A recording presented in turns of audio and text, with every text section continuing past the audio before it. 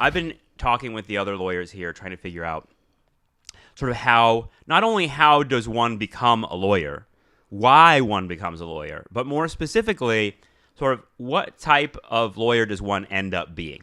And you ended up being a family law attorney. Yes. That is a very specific type of law. It is. And I guess I'm curious because you went to, I'm looking at your resume. You went to UC Santa Barbara. I did. I also went to UC Santa Barbara. I also thought I was going to be a lawyer for the first year and then switched. But you stayed. And I'm kind of wondering, like, what was that like for you? Did you know law was the thing for you when you were at UC Santa Barbara, and how did that happen? Yeah. So I knew law was a thing for me since I was about 12 years old. Mm-hmm. So I'm one of those weird anomalies that, like, picked a career in junior high, and that was my focus. That's rare, I feel like. It is. It is. Fortunately, it also kept me out of a lot of trouble Mm-hmm. that I might have otherwise found, because it was always in the back of my mind. That was the plan. That was the goal. And everything I did was towards that goal. Okay, but I want to know why. Like, where does that come from? Because I have a niece who's 12 years old, and she's like, I want to be a pediatrician or, a very typical, like, doctor thing. And part of the thing she's looking at is, like, salaries online. She's like, they make a lot of money. And like, that's part of what she's thinking about. But I'm wondering what you were thinking at 12 years old about being a lawyer. Right. Well, so, I mean, I think as everybody kind of comes to those things, there were a couple of different things that occurred probably, in junior high a little bit before. People used to comment all the time, like, oh, you should find a way to make a living arguing with people, which I'm sure in hindsight wasn't a compliment, but I took it to heart. And things like that, learning how you could kind of decimate somebody with words and where that line was for you. Advocating for people who wouldn't do it for themselves. I had a friend who got suspended for, like, defending themselves in a fight. And I went to the principal and I pointed out the rule and I said, he shouldn't have been suspended. He was defending himself. And I have 6 people who will tell you that. He still got suspended. I lost, but that sounds like it was your first case. Kind of, yes. I had a history of the first couple of cases of losing in junior high and high school. But so little things like that. And then I think the biggest trajectory for me was we had a family friend who ended up getting arrested and convicted of killing his entire family. Oh, Jesus. So, and it was over the course of a couple of years. I love that you just dropped this. Like, it's just like, oh, we had a family friend, and usually that's going to be like, well, he gave us a dog or something. Yes, like, no. He killed his whole family. Yeah. Okay. Over you're the gonna course, have to fill that in. Yeah. Over the course of about 4 years. So it started, I'm probably going to get the timeline wrong just because of the age that I was at the time, but I want to say maybe I was in 5th grade and his wife died. And it was, in her sleep. Nobody could really figure out why. And so it was just one of those things. Except for then 8 months-ish later, their 4-year-old son died. Jesus. In his sleep. And they still couldn't figure out what happened and started to look like maybe it was hereditary. And then maybe 10 months later, the 4-year-old daughter died in her sleep. Where is this happening? This was in Sacramento. Okay. And so then after that, he moved in with his mom, who was in the Bay Area. And maybe a year later, maybe it wasn't even a year, she died in her sleep. And it was that coroner who finally caught something that they could connect to why she died and that it wasn't natural causes. And then they worked their way back with the other family members who they were able to. So the daughter was cremated, so they couldn't exhume her body, but they went through the whole thing. And so what triggered that for me, I mean, I had always been interested in true crime. Like by 5th grade, I'd read Helter Skelter. Well, so where did you find it? Do you remember where you found this book? I think it was just in the library. Yeah. I mean, so it's like pre-existed days where you could put restrictions on a kid's library card. I found it in the library too. Yeah. Like I have this same memory. I think this is maybe like a generational thing that like the Manson murders like haunted my early life because it was something that happened before I was born. Yeah. But yeah, I had the same experience of finding Helter Skelter at a school library. and it was like a combination of morbid fascination with the actual murders, Yeah. and then the like legal parts of it. Yeah, trying to understand the reasoning behind it, because when I started at UCSB, I was a psych major, so I was also interested in the reasoning why for that, and then the how do you stop these people? How do you fix this? How do you make this whole in whatever way you can? And so then I remember the district attorney and her investigator came in and interviewed my dad in our dining room. And I was supposed to be in my room, and I was not in my room. I was hiding and listening to everything, because this woman walks in, and it wasn't like she was in full court gear, but it was just like this woman walks in. You can tell she's in charge. And, she's questioning my dad with this interviewer. And I don't remember the questions or anything else, but it just connected for me that, like, this is the person who's going to hold him accountable. Oh. And that was so just like, it sucked me in. So initially I wanted to be a district attorney. And that ended up changing as I actually kind of started interning in a DA's office back home, and then okay, so we'll get to that. Yeah. I'm still stuck on the guy that killed his family. Understandable. Yeah. I mean, what was the resolution of that? Is this this sounds like a Netflix documentary? They might be making one now, because we've been contacted by a couple of different people over the years. It's a pretty big case in some regard, because it's the first documented case of a man suffering Munchausen by proxy. That's typically, female based. So Munchausen syndrome isn't. I mean, the only thing, most of what I know about Munchausen syndrome, the first time I heard that word is from is in like an Eminem song. Like he's talking about his mom and like. Right. So what is that, and how did it apply to this case? So Munchausen by proxy is you are after people's sympathy, attention, everything that comes with it for something that's happening to somebody else. So how it usually manifests is that it's the mom who's taking care of the sick kid, but is really the one making the kid sick, right? So that they can continue to get all of that attention. So this obviously is a step further, but that last I checked on it, I think was the first documented case of a man actually. Did he claim that as a defense? No, or? he still maintains he's innocent. Interesting. Still. So he never admitted that this was.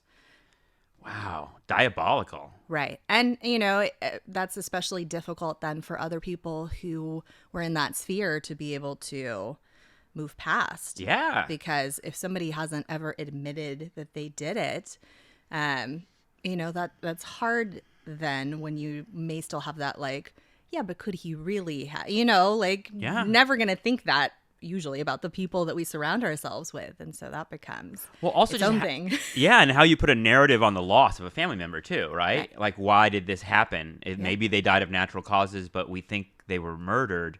That seems like a hell of not knowing. Right. Okay, so I'm sort of interested in how, it sounds like you're sort of interested in criminal law. Yes. Right? Yeah. And what was it like to be a sort of pre-law major at UCSB? I say that because I'm literally curious, because I was taking political science classes. I was going to be a lawyer, but at some point I took a class in the film studies department and became obsessed with cinema and art and culture and history. Yeah. I actually switched my major and then became a historian, all that kind of stuff. And now, many years later, I'm like, circling the law. Yeah. And it feels like if I'm really trying to, think about the biography, it's sort of like, well, I was sort of, put off by the realness, honestly, of the world of law. Yeah. And wanted to think about philosophical things, academic things. Wanted to almost kind of be apart from the realness. And it seems like you didn't shy away from that. So I'm wondering, I guess, what was that like, and how did it become more real from going to school and into actually practicing law?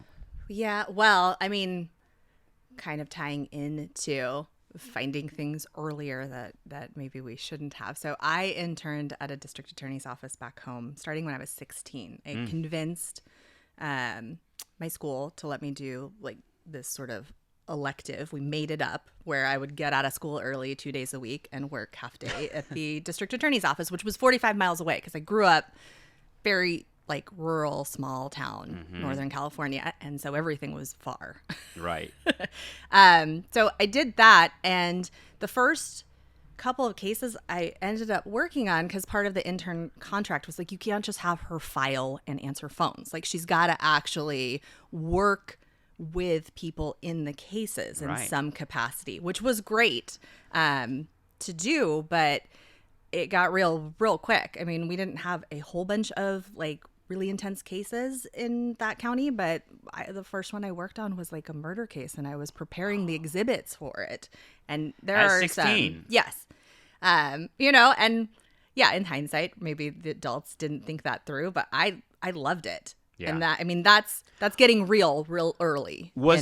Is there a kind of morbid element, like a morbid fascination with crime and all that? Because it seems like it's maybe an initial driver for people that get into law is like sort of like, well, I loved true crime or I loved murder stories. I mean, it's weird to say I love murder stories because it's like really unpleasant.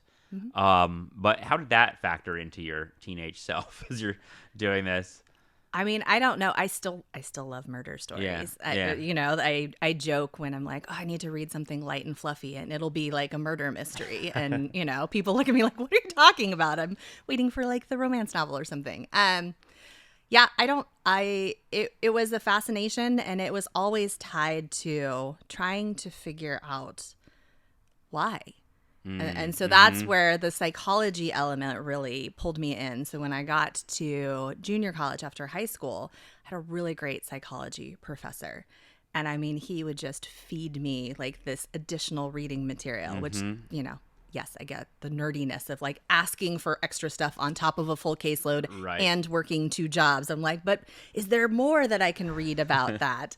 And that helped me kind of connect those dots in the way of like, oh, okay, there's like these abnormal psychologies that exist, and there are these disorders and behavioral things that you can put a name to it. And I think when you put a name to it, a lot of times it makes it less scary. Right. It's not just evil. Right. Right. Yeah. But yeah, I feel like so I just started my criminal law class. I feel like they protected us from the sinister stuff in the first semester of law school. We look at torts and contracts. Right. It's a lot of disagreements about stuff that happen at restaurants and things like that, or business stuff.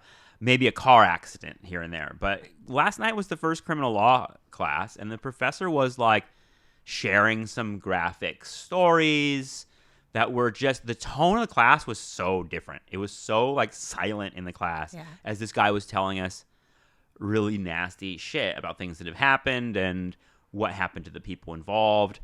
That element of it seems like it's it takes a stomach. It takes a kind of like I don't know. Do you think lawyers are sort of, especially criminal lawyers, are sort of like a disillusioned class, like police officers or first responders or people who like see the real? Because I feel like you, especially, I mean, even with family law stuff, you handle a lot of things that a lot of people don't want to think about at all, or even don't know exist. So, I mean, is there kind of like a living in the shadow worlds element of being an attorney? I think there can be, and I think that happens, you know, and it happens to me, and you have to kind of pull yourself back out of it, because the important thing to remember in that position, you know, you're doing it because you know you can help that person. You can advocate for them when they don't know how to advocate for themselves, and you can walk them through it. I mean, a lot of what I do is just making sure they understand the process and procedure, because that in and of itself is overwhelming without any dark elements occurring. And so, you know, I think that that's the constant pull that you have, is trying to not fall into kind of being disillusioned and just, you know, or numb. bitter, or having like a dark vision of the world. Because you see people go down that hole, you know, of being like, you don't know what it's really like. I see, you know, the worst of the worst. Yeah. Yeah. Yeah. It's an issue in our profession. I mean, it is why we're one of like the top 3 professions, I think, that suffers from a lot of substance abuse, like highest level substance abuse issues, because I just thought lawyers like to drink. Yeah. I mean, but I think some of us like to drink to forget. Yeah, I mean, when I was thinking about the law and becoming, a lawyer, going to law school, at the moment I was super into, and I still am into like detective noir fiction, and like just that mythology of the kind of like the detective that's pulling the flask out, and just living in that kind of underworld, but also, kind of medicating himself or herself because they feel like, I don't know, the world has shown them something they shouldn't see or something. Yeah. Yeah. I mean, Helter Skelter started me off on that, I think. Yes, I'm with you. So yeah, it's ways of finding light outside of it, and Right. being able to. So what I always tell people, because I frequently get like, how do you do this? Like, how do you not take it home with you? And Right. like, I have always had a really great ability to compartmentalize. So like a little bit of it is just the natural, like I'm just able to be like, that is over there and this is over here, and never the two shall meet. That's a skill. Yes. COVID really screwed with that a lot.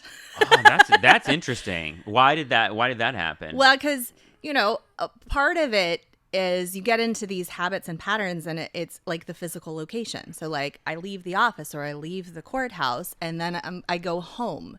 And that's a separation that my brain connects and says, oh, okay, like we're at home now. So Right. this is home gen, not court gen. But when everything collapsed and home gen and court gen and work gen were all in the same like building Right. all the time, it really derailed like that ability to remove it. So yeah, there was a lot of having to work back through that. And therapy helped. That's funny. I mean, that's what this is, by the way. Yes, right? Yeah, we're on the couch. But yeah, the work from home thing, it's interesting because it's like, so there's this assumption that like, oh, everyone wants to work from home. And you're like, I have not experienced that. Part of the reason I enrolled in law school, because I was like, I need to get out of the house. I need to do something beyond just like sit here, think about myself and my work and everything here in one place. Yeah. I think there's like a rebellion against work from home in a little bit. Like a lot of people know it sucks. Yeah. I mean, so I pick and choose my days, and sometimes it's based on a project. Like I need to not be interrupted. And if people can't see me, they sort of forget that I'm there. I mean, you can still get me on my phone, but usually that extra step of like calling on the phone stops from being interrupted versus somebody just walking by your door and saying, oh, hey, I had this question, or how's it going? Hybrid sort of thing is probably the best. I Right. feel like that's like the middle porridge that people are talking about as like sort of the balance between working 9 to 5 in an office and sort of people want to have a little bit of a mix. To me, the psychology of it is the most interesting part, what you brought up. Like, Right. I don't know. I think I have less of a barrier than you do. And I'm just a sensitive soul, maybe, in terms of thinking about this stuff. I mean, last night, the few little horrific stories the professor shared, they stuck with me, and I actually knew, okay, I'm going to have to like process that stuff before I go to sleep, or I won't sleep. It'll just like stick in my mind as a loop. That's a challenge, it seems like. So I want to talk about family law with you because that's primarily what you do. Right. And family law is not criminal law necessarily, right? No. I mean, It might intersect here and there. Yeah. Like domestic violence and things like that, it seems there's like. some crossover sometimes, but But for those that don't know, like, what is family law? Because it's a distinct branch, right? I mean, it's its own thing. And to me, there are so many really compelling elements of it. But you're the family law person. What is family law? When do people need family law? So family law covers like a pretty good chunk of stuff, but it is any divorce case, any custody and visitation dispute, child support, parentage for parents who are unmarried. So those are kind of the big elements of it. There are other parts of it. There's like dependency court where the state is stepping in to maybe remove a child from a home that's not safe. I don't practice that particular area, so I'm mostly in the divorce, custody, division of property in the divorce, figuring out support, those types of things. Oy. Now, I mean, it seems like, I mean, to me, and this is something that I talked with Danielle and Ron too, is a sort of like, I don't know, I'm really interested in sort of the emotional element of it. Obviously, criminal law has a lot of emotion invested in it, but family seems like it could be even more, because people are now litigating something that. So the professor last night said this to us, and I wonder what you think of it. He said, family law, we think of it as the place where dreams go to die. And there was like kind of like a, dark comic laugh from the audience, but also like kind of like a, like that hurt. It hurt to hear that. Yeah. But what do you think of that? Because it seems like, I don't know. It seems like you're sort of in the midst of people at their darkest moment, I guess. Does that make sense? Yeah. I've heard it described. This is not, I can't take credit for this, but the criminal law is frequently bad people on their best behavior when you're representing them, and family law is good people on their worst behavior. Interesting.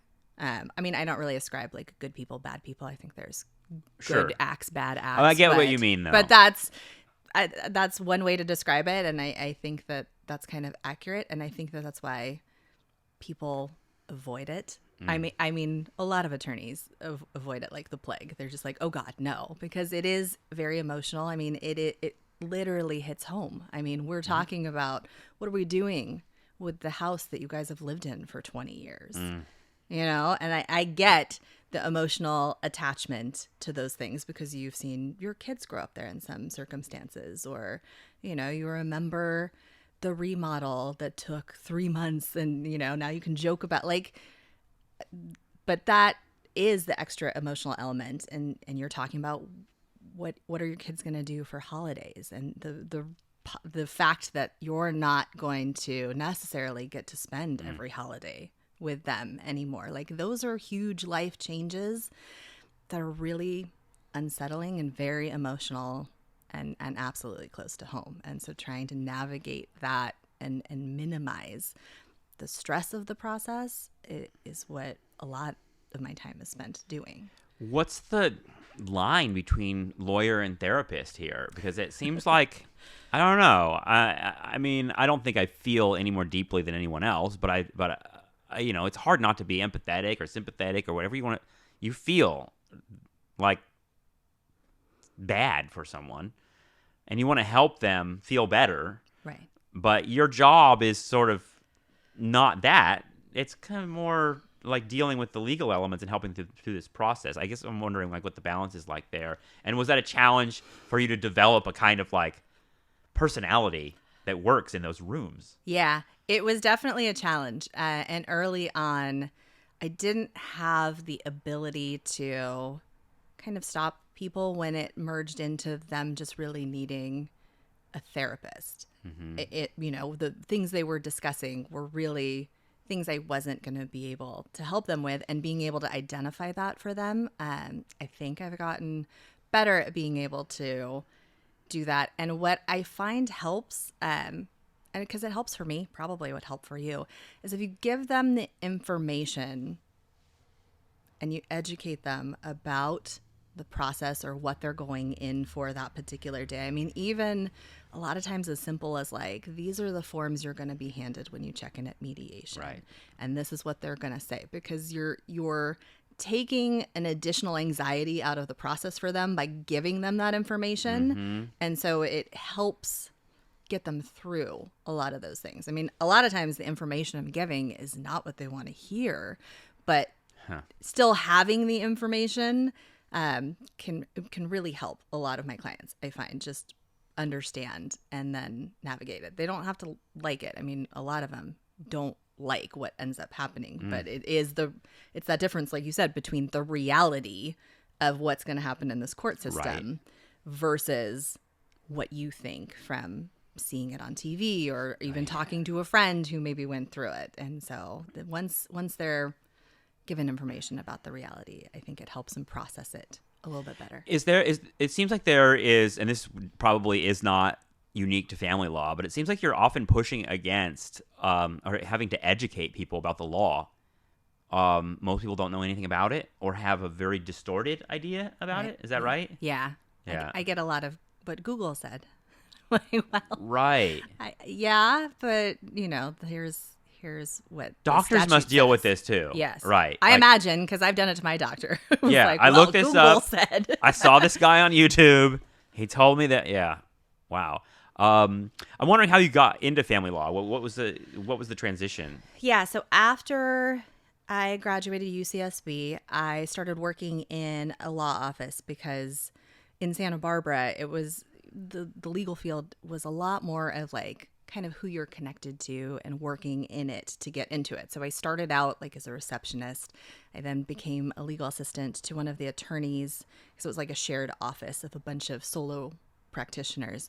So one of the attorneys brought me on as his legal assistant, and he did criminal defense and family law. And as a legal assistant, I ended up having a lot of one-on-one contact with the clients, getting the information we need to fill out the forms and kind of briefly describing what like next steps would be, like not necessarily legal advice, but like, okay, well, first we've got to file the petition and then I'm going to need Right. your financial information. We're going to have to fill out these forms. So you and I will have to have another meeting about that when you gather everything. And it connected for me as you're talking to the clients that it was the most direct way I could see in the law that you were actually helping people. Mm-hmm. And so that was kind of it for me. Family law is like yeah. I mean, I guess that makes sense because it's like, is this right that family law is the place where like most ordinary people have contact with the state and with the law, court the system, the yeah. court system? Yeah. Do I wonder like how many people like what I don't know if you know these statistics, but how many people actually do at some point come to family law, a family court in their lives? How common is this? I mean, if it's divorce, Yeah. I've heard divorce is like half, like- somewhere around there, right? Yeah, I think it's a little lower right now, but I also think it's a little lower because not as many people are getting married. Yeah, I don't know the statistics for it. I know that it's a pretty high percentage of people who go through that process without an attorney, who are representing themselves. And like divorces and things like Yeah. that. Yeah, I figure like divorce. Does divorce require you going to court? It might, but even if you're going to court, it doesn't allow for you. It doesn't require that you have an attorney. So, Right. like in criminal law, you are afforded an attorney regardless. In family law, that's not a requirement that you're represented by counsel, and so it's like above 80% are going through the process without an attorney Right. representing them. Right. I mean, I see living in Brooklyn for years. I used to see these signs of divorce attorneys just everywhere, every kind of office, and everything's stressed like this is cheap. We'll do it cheap. It'll be quick. And it'll just be like a no hassle type of thing. But it seems like there's a little bit of like a Better Call Saul divorce attorney type thing going on, right? Like there's Yeah. a little kind of like, I mean, it's an industry, right? But what you're doing with this firm is different from that. It seems like you're in court litigating things beyond just like processing a divorce. I think things get really messy, and this becomes more than just filling out the paperwork and paying someone in Brooklyn to do it. Right. Right? It seems like there's fighting that goes on here. Yeah, and it's because there are so many different things that can go on in a divorce. So, like I commonly get like, oh, okay, well, she gets half of everything that we have.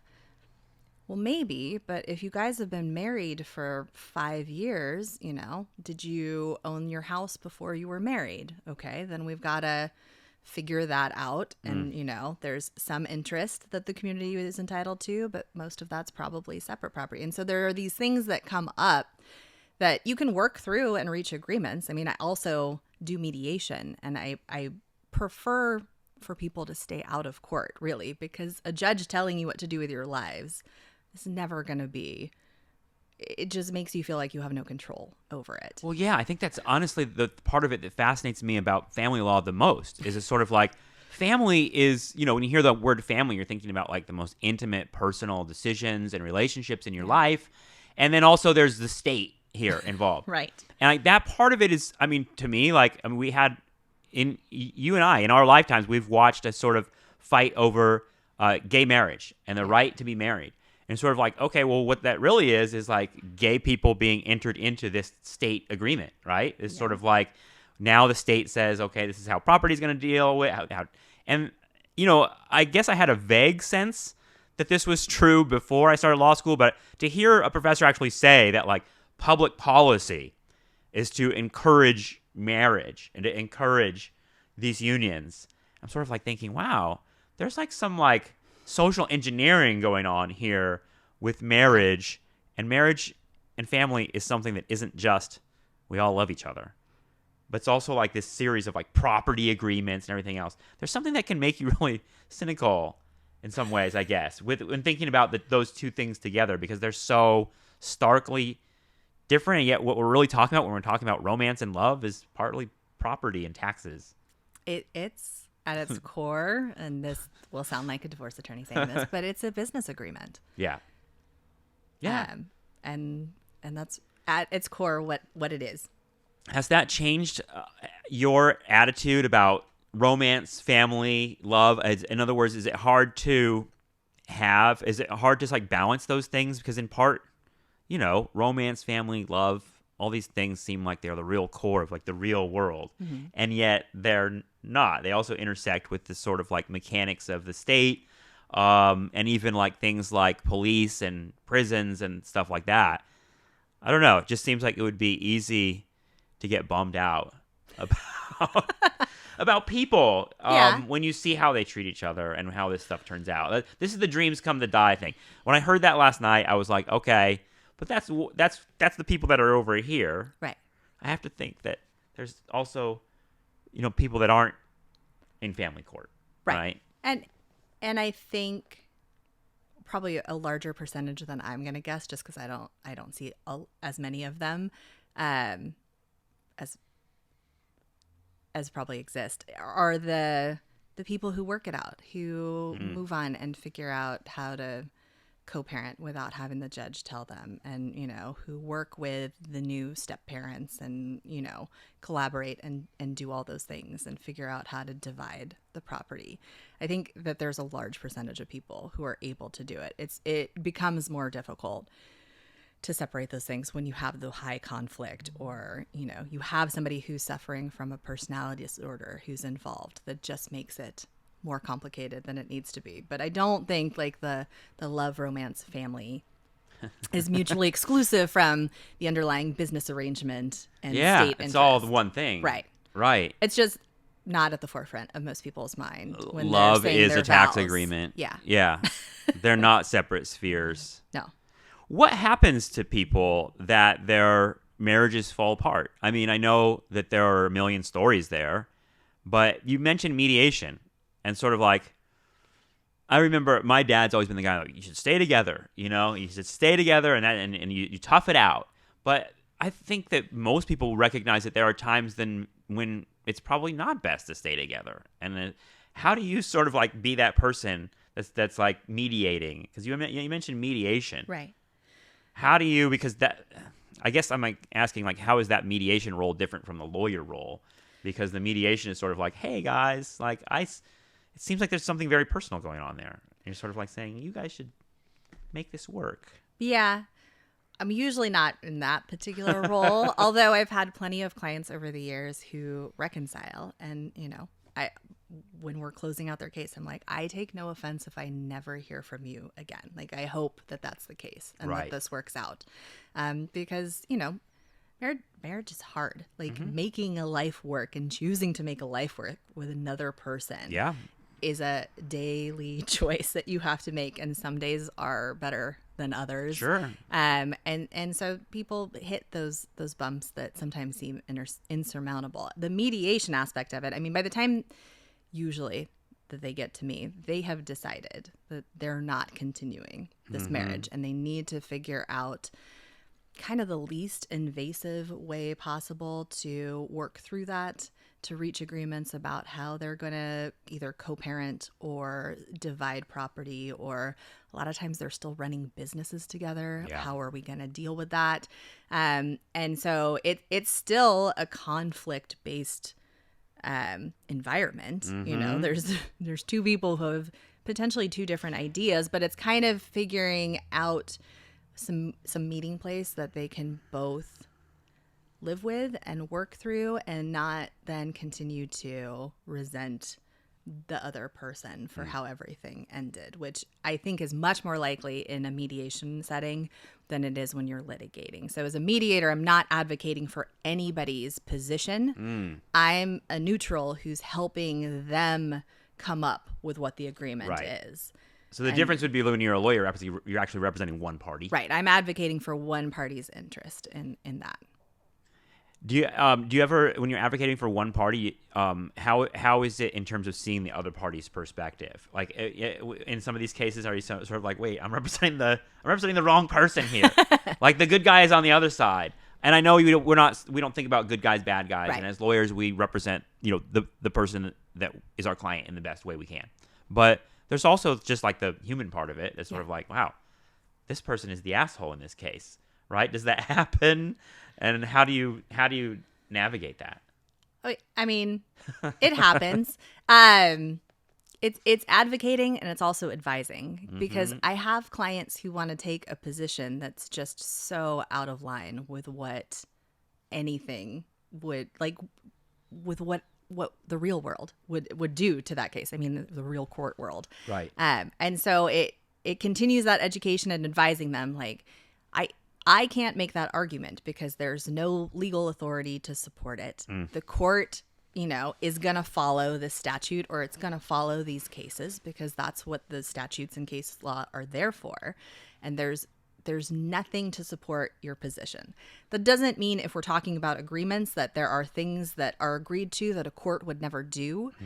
And so it's figuring out that balance. I mean, even when we're going to court on something, I'm basically writing two tracks at the same time, because I'm always looking to see if there's a way we can resolve it, because the other side may have an interest in this over here, and they'd be willing to give up the thing that my client's really interested in if they can get that. Right. And figuring those things out as you go through. So you do always have to consider the other side's position, what they're thinking. That's hard to do from afar. So it's strategizing no matter what. Right. They're not laying their hand out on the table for you to see, but if you can read between the lines, or that they have a particular interest, and you can try and leverage that against what your client's looking for. So it's all of those things happening at the same time. It's so much. I mean, to me, and this is the thing that makes me shudder when I hear about family law, is kids. Because they seem like they're at the core of a lot of this, and not only that, but you talk about like a relationship between two adults breaking up, and that's sad. But then you think about kids, and it's like there's a whole other level. I mean, psychologically, etc. What is that like? And I mean that in a kind of a broad way. But sort of how do you deal with the children element of it? Because it seems like that's the place where the most pathos is, the most sort of like feeling of tragedy, etc. It feels like your role there is to make things better for them, and it seems like they're like maybe this, like almost the reason why we're doing this is like to make the life better for the kids. But how do you navigate that? Because it seems like that's the hardest part to me, is like dealing with heartbroken little kids in the midst of families falling apart. I would agree. That's probably the hardest part. And it does go back to kind of just walking clients through it, and through thinking about it from a different viewpoint. I regularly tell clients that you need to figure out how to love your kids more than you hate your ex. Because this person, for better or worse, in most scenarios, I mean, there's very few where this doesn't occur, is still going to be involved in their lives in some capacity, whether that's a 50-50 schedule or every other weekend, but there's still going to be the need for co-parenting. And so it's difficult for people to go into court and say every bad thing about the other person and then have to do like the exchange at soccer later that day. Yeah. And so if we can avoid that, I try and work to avoid that. There are sometimes you can't avoid that. But when we're drafting declarations, because those are public records that someday your kid might see, Yeah. you know, there's nothing that stops them from being able to go in there. And so, you know, not all the time, but there are times where I'm like, okay, are we sure that that's what we want to say in this document? Because you do have to think about who may see this later. And, you know, sometimes that information needs to be in there, and that's it, and that's fine.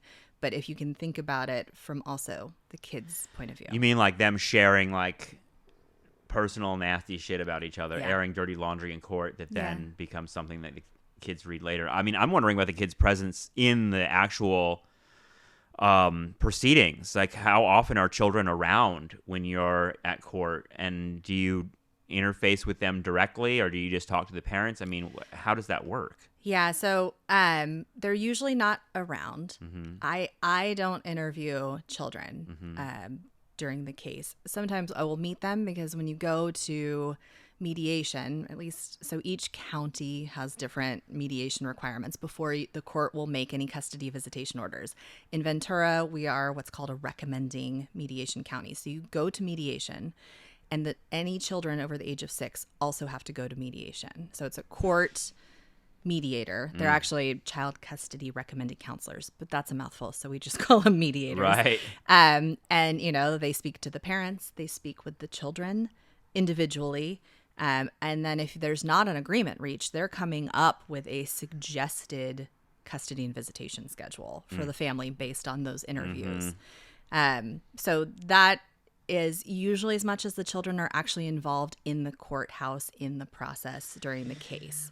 Sometimes they have to testify in, you know, certain circumstances. Sometimes they're appointed their own attorney so that they have an advocate for their position in court. Those are not the norm, but they do happen. Yeah, I'm wondering, I mean, it's obviously not something as simple as just asking the child, well, which parent would you like to be with more? Right. Yeah.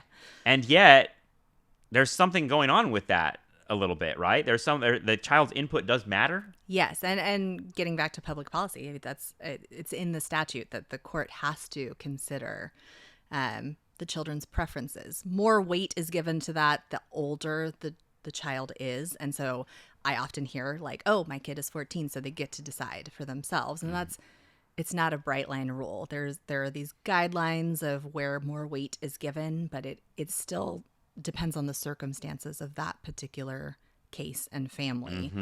It's not like we're just turning over the reins to 14-year-olds. Right. Right. My God. Right. I mean, and you can imagine that if the parents are this, I mean, what you just said, I want to repeat it, that like, you need to find a way to love your children more than you hate your ex. Because I mean, with the kids, that if you're 14, I mean, you remember being 14. You know, the emotions are every which way, and like you decide one day you hate your dad, you know, and then 3 days later you hate your mom, and that just seems like that's a dangerous road in some ways. Yeah. To sort of look to the kids, and yet they're the ones that we care about what they think the most in some ways.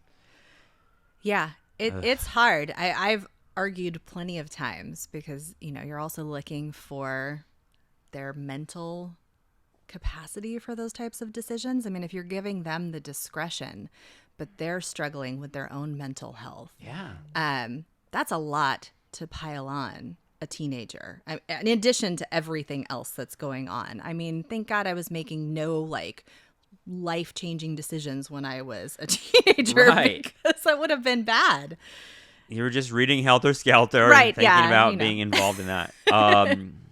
Well, I mean, okay, so we talked about a lot of like just how much of a drag this is, but I think we should end with some sort of happy story or something. I mean, what do you have an example of like a time where this has come together and you've just felt very satisfied or surprised or by how these things turned out? Because it seems like, yeah, you're dealing with people at their worst moment, etc. But your job is to kind of get them through that to the other side. So tell me something to make me feel better. I mean, of triumph of I don't know, because it seems like a lot of this is just bitterness and retribution and that sort of thing. yeah. It seems like is there a light at the end of the tunnel of family law, I guess. Yes, there is. And everybody, I would say almost everybody reaches it at some point. You know, sometimes I'm involved in a case for only 6 months to a year. Sometimes I'm involved in the case for years. And in both of those instances, I have almost always seen some growth from both sides where because you're relearning how to communicate with this person. You're relearning how to sort of establish all of these things. And that takes time to relearn and reset your brain. And so that's what I always hold out for is, you know, where they are today is not where they're going to be 6 months from now. As long as, you know, they're continuing to also do the work, hear it, work through it. And most people get there, and that's great. And I have cases where we have both sides have remarried and they all co-parent each other's new kids too. Like there are instances where it's like, oh, okay, well, we're all going on a vacation and like the kids that aren't theirs are also coming because all the siblings are going on vacation together. So there are the Brady these, Bunch. Right. There are these great things that come out of it. There must be surprising moments. I mean, are there couples that have surprised you that they like got back together or somehow they overcame their bitterness or something like that? Because it seems like, I don't know, there's a sort of like, because I've had divorces and custody and things like that happen in my family, and it seems like when there are moments like that, there's a kind of fugue that people enter into, like a distorted fog of war. You know what I mean? It's sort of like, I'm in this divorce, I hate this person, and it's like literally a war, really. Yeah. I guess I'm just wondering what happens when people get out of the fog of war, and do they ever sort of like, I don't know, break that spell? It seems like it's partly a spell. Yeah. And I feel like I'm always surprised when people get back together, just because for me, like the filing of a divorce petition is the final, like that's just the final shot. That's it. Sure. But I've had people get back together. I have had people who went all the way through a divorce and then a couple of years later got remarried. And my grandparents are still married. Yeah. But yeah. So, right. Some of it is the circumstance of where they are in their life at that point in time. Mm-hmm. And, you know, you work through those things in different ways. Some people go to therapy. Some people just can't deal with it and can't deal with the level of emotions, and they can't make it work with that person in that instance. But then things change and there's growth, and years later, then they're ready again. It's kind of like those stories of like people who met in high school and dated and then had their whole lives, you know, separate. If and we're then still met single again. when we're 35, Yes. we'll get married. Yeah. So yeah, I mean, people are complicated. So when people get divorced, I'm wondering how often is it like a divorce? And I'm just talking very broadly and speculating here. So if I sound stupid, please let me know. But I'm wondering, like, how often is the divorce the result of a long-term problem that we're like, oh, I figured out that I hate this person after 30 years, and how often is it like something that happened, like infidelity or some, you know, monstrous thing I just found out, and now I'm divorcing this person because I found out a terrible thing about them. Like, and I guess I'm wondering sort of what are the common reasons for divorce, I guess? Because for a long time, there was no such thing as no-fault divorce, right? I mean, for a long time in the United States, I think until the 70s, and like laws that were changed as a result of feminism and all that sort of social changes, all of a sudden women are able to get out of marriages easier than they could get out of them before. Right. But when you say no-fault divorce, what does that really mean? I mean, that's just how the court and the state view it. Right. I mean, obviously, it's not no fault. Someone's fault. Right. Well, it's usually both people's fault, you know, Yes. and even if it is like they had an affair and this is over, that's still usually the symptom of longer running problems, you know, the financial infidelity, the hiding of debts or money, or like those are longer standing problems that probably weren't noticed earlier or you missed the red flags. We all miss the red flags. Right. It's fine. So all of it, I think, stems from the long-standing problems that just weren't addressed, and that's then the result is this implosion or this one event or whatever it is. So, but yeah, I think most of the time the marriage just falls apart because there's not the communication there. Mm-hmm. And so that turns into hiding things, and it can be big or small, but that's what erodes it.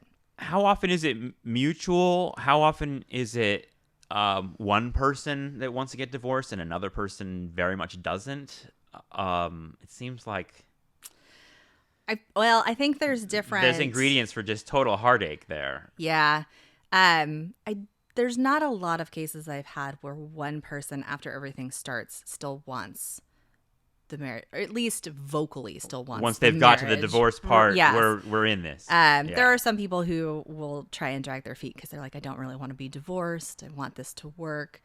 But it's not the majority. I think by the time we're getting to there's a legal case for your divorce, both of them have kind of come to terms with it in different ways. One person may have been there years ago and just kind of are waiting for the other person to get there. Wow. But so yeah, most of the time it ends up being mutual. It doesn't mean they both decided on the same day that this is over, but they both got there probably before somebody filed, or they got there when they got served with that petition. Wow. So is there a shocking moment for people sometimes when they get served? Yeah. Yes. I have to regularly talk to people because my preference is to not have it be a surprise. Right. For them. Surprise. Right. And I get that that's a difficult conversation for people, but we're about to enter into having a lot of difficult conversations. How often are you pushing a Kleenex box across the table? Quite often. A lot, right? Yeah. It's understandable. I mean, it is. When people cry in front of me, like I'm going to get a tear in my eye, right? And I feel like you're not like that. Well, I don't think it helps them. And I'm not saying you're a cold person. I'm just saying it's hard. Like when people cry in front of me, and especially like they're heartbroken in front of me, it's very hard not for me not to like feel that. Yeah. And I'm like, as I'm entering law school here, I'm like realizing, like, oh, maybe I'll be a corporate attorney. I'll just sit in my laptop and deal with bullshit like tax stuff. So I don't have to deal with someone crying in front of me, because that's like not every lawyer does that. No. I mean, I can't say in 15 years that there's never been a moment where I'm sitting there and tearing up when I'm listening to whatever the story is. There are some truly horrific things that, have happened to people. But I don't feel usually that bringing my emotion into their situation is helpful for them. Like my best role for them is to advocate for them, to get them through it. And if I'm an emotional mess about it, that's not gonna happen. Right. That's not what they're there for. Right. They're not coming to you to be like, oh my God, girl, I feel you. Like, even though you want to be that way. Yeah. Right. Right. It's kind of like, God, I think that's partly why I can admire lawyers who achieve that balance so well. Like the lawyers that are able to be human at the same time they're just kicking ass and doing what needs to be done in the legal element of it. Like that to me is like the place to be. That's like a really, I don't know. That's the figure I think of as like the best lawyer, is the one that can be like, yeah, I get it and I feel it, but I'm not going to sob with you. Right. I'm instead going to turn my emotional element into action. If that makes sense. And it takes ongoing effort and work to get there. It is why we call it the practice of law, because all of those elements have to be practiced in order to really be effective.